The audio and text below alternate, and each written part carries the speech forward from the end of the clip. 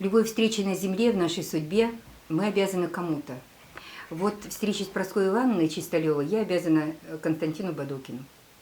С тех пор наша дружба с ним завязалась, но я уж не говорю о том, что Прасковья Ивановна, о которой так не хочется говорить в прошедшем времени, но оставила след не просто звезды, которая вот погасла, а след удивительной звезды, живущей на земле, предельно скромная, безмерно талантливая, до такой необъятной глубины человеческой личность, которая встретилась на моем пути и одарила меня своим вниманием,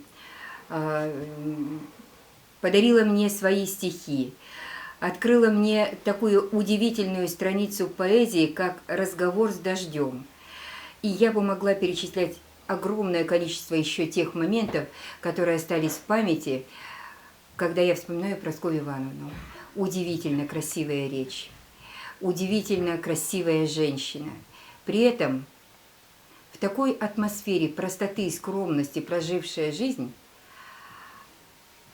а стольких людей одарила такой радостью, таким ощущением счастья, потому что она соблаговолила именно мне, вот в частности, подарить свое внимание.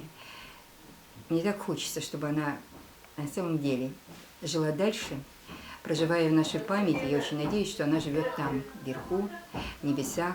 И все наши добрые слова, послания и молитвы, с которыми мы обращаемся к Господу Богу, когда просим ей Царствие Небесное, мы думаем, что они действительно, грубо так выражаясь, сработают, и она в Царстве Небесном, даже не сомневаясь в этом.